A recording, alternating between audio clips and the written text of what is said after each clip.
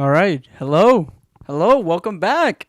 Well, I should be the one saying, you should be welcoming me back because it's been like a few months, maybe a year now. It's been a very long time, but that's besides the point. So the reason why I wanted to come back into the landscape of NBA videos and NBA topics is simply because the NBA is back, obviously. So obviously I need to make a video talking about the NBA, saying, oh, look, the NBA is back, and I'm very happy because as a Magic fan, I actually have been pretty happy with how the season is going and how things are going for my young Magic core. But this is after I made the video. I want you guys to be sure to like, share, and subscribe. It really helps the channel. And look, hey, we're trying to get back in this grind. Show me that you want me to make more videos, and I will be back. I gotcha. All right, back to the video. Thank you. Given that I've seen how the Magic are playing, the Pistons are playing, the Spurs, the Pacers, these teams, the Rockets that are supposed to be at the bottom of the league, obviously being one of the worst teams in the NBA, it really begs the question of how long is it until these guys have nowhere to play? So, for example, let me explain, okay? So the NBA is a young players league, right? Anyone who says no, it's not, it's not true. It's what? Anyone who says that the NBA is not a young players league is completely wrong because we see this in several different teams. Like, all right, the Orlando Magic, my team, right? The Houston Rockets, they barely have any vets. And Eric Gordon, they're trying to trade him. The Detroit Pistons, yeah, they got Bogdanovich, but Bogdanovich isn't really a long-term solution. He was more of like a salary dump, I guess you could say. He's still playing phenomenal for them. The Utah Jazz, most of their veterans, they traded them away. The San Antonio Spurs. See, what we can see with all of these rebuilding teams is sort of like there's not really any veterans on their roster. If there are veterans, maybe they don't get minutes. The Miami Heat, a terrific example. While, yes, an older team in the NBA, it's not a team that is so heavily reliant on veteran players, right? So the NBA is being ruled by young guys, right? As you can see, I mean, all the NBA players talk about it. Terrence Ross talks about it on his podcast. JJ Redick, all of them speak about it, right? So that begs the question of there's not enough roster spots for all of these guys in the NBA. So I'll give you an example. The Orlando Magic, I'm going to talk about the Magic a lot. I love these guys. Like, they're my favorite team. Paulo Banchero is the future of the... You hear that? Paulo Banchero is the greatest thing to ever happen in basketball. Listen to that. So, look. So, obviously, look, I get it. Not everyone's going to be able to make the NBA. Not everyone's going to be able to make the league. There's only like 450 roster spots. Okay, I get it. But here's the thing. 450 roster spots is nothing in comparison of how many people you're bringing in a year. Now, look, I get it. Now, teams did expand their rosters to have, but even then, it is not enough. So, the reason why I'm making all of this is to say, is it time for an NBA expansion team? And not just one, obviously we need two. But even then, after those two, maybe we would need another one. Because, put it like this, the NBA, you can look at every single roster, every single team in the NBA and be like, this guy that's their future. Like, that's their star player. Or you could say, hey, that guy runs the team. Look, I'll give you an example. Keldon Johnson for the Spurs. Some people might be, oh, Spurs, they suck. Keldon Johnson is their guy. Last year it was DeJounte Murray. But Keldon Johnson is their guy, right? The Utah Jazz. I mean, look, they don't really have any big names, but this year Jordan Clarkson is their go-to scorer, right? That's just Jordan Clarkson's game. He's a go-to guy. We look at the Portland Trailblazers, Damian Lillard. The Warriors, Stephen Curry, easy ones. The Detroit Pistons, Cade Cunningham is their guy. The Toronto Raptors, Scotty Barnes is their guy, right? You see, like, now the New York Knicks have nobody except for, like, RJ Barrett. Sucks to be them. Good thing I'm not a Knicks fan. But as you can see, when you look around the NBA, you kind of see like this trending thing where every single team in the NBA, except for even the Chicago Bulls, an old team, the Chicago Bulls, Zach LaVine, Patrick Williams, see? Older team. The Brooklyn Nets. I mean, it was supposed to be Ben Simmons, but Ben Simmons is doing Ben Simmons things, so it's not really like the best look. But even the Brooklyn Nets have Ben Simmons, which is supposed to be one of the premier up-and-coming current stars in the NBA, right? As well as the point here is that they're young guys, right? You can look at every single team and be like, all right, this young guy is the future of that team. right? And that's literally with every single team, as I have been stressing. So now, when I mentioned, okay, maybe an expansion team is needed, it's simply because with such little opportunity for so many players coming into the NBA, it's sort of like, okay, well, we have so many great guys coming out of college. Like, bro, top 10 picks in the NBA, they all turn into phenomenal players. Maybe you'll have one or two that are busts, but in recent years, we've had so many great talents coming out of the NBA draft, and it's just like the league is getting overwhelmed with young talent, and it's pushing out the veterans in the league.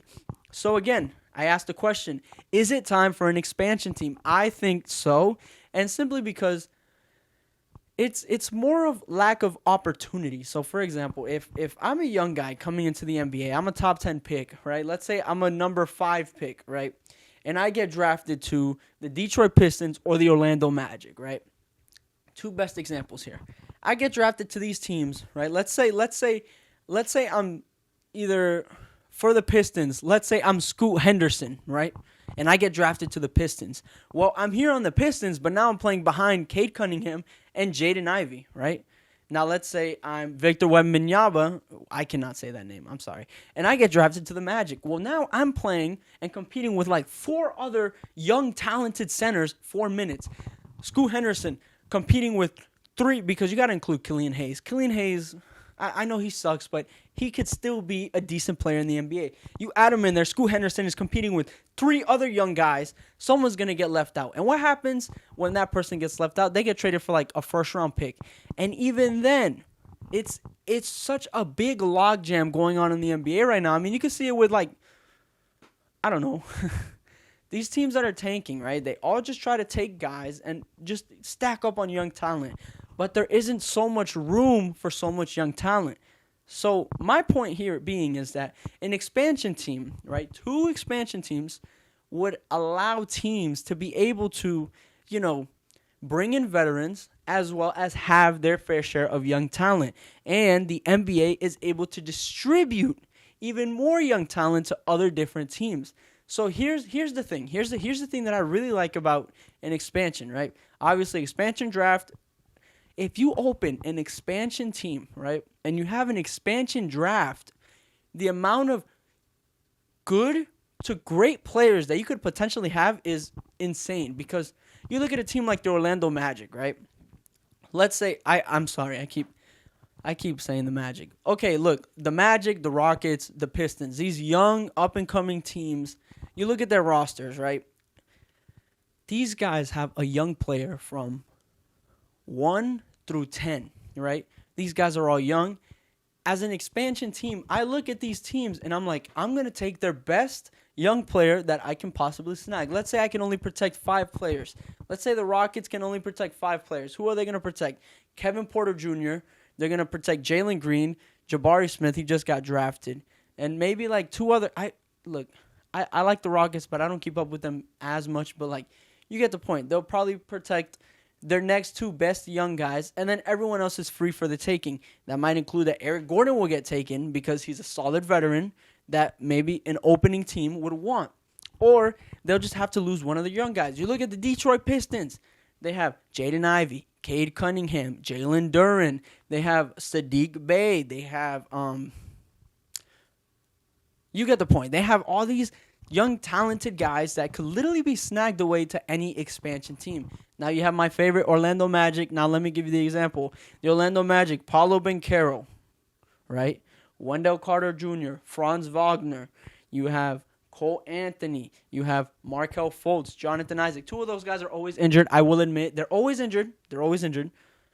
And then after that, the whole roster is just full of young talent. Mo Bamba, Caleb Houston, Chumo, Kiki. It's all a bunch of young guys that if I expanded, I'm going to take players off their roster. So that also tells you that these guys aren't getting as many minutes as they possibly could on another team. So, again, we come back to this. If the NBA also adds more teams, what do they get rid of? They can also get rid of tanking. Why? Because if you have 2 more teams, you're 2 teams less likely to get the first overall pick. So, for example, instead of 14 teams in the lottery, you have 16, which means now you're less likely to get the number 1 overall pick. And with that being said, that just goes to show that, okay, maybe I shouldn't tank as hard, because I have a 1 in 16 chance, without breaking down to specific percentages, of making the NBA number 1 overall pick. So it's just like, do I really want to take that gamble, or do I want to push further?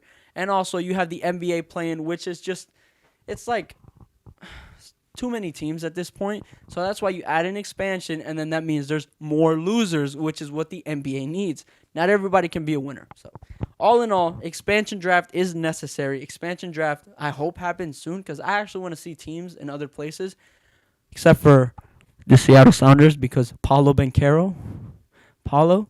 you need to stay in Orlando Magic for the rest of your life. I hope Seattle never gets a team, because that means we lose Paulo. Anyways, that's going to do it all for today's video. I know it has been so long, but hey, we did it. We came back. I got different glasses, if you haven't noticed. They're clear now. Look at that. I look good. So, all in all, that's going to do it, guys. Thank you so much for watching. Maybe we'll get back on this grind making NBA content. I mean, I don't mind. I love making NBA content. So, with that being said, guys, thank you guys so much for watching. Make sure to like, share, and subscribe. Hit the bell to be notified for every single time I upload. And I will see you all on the next one. Peace out.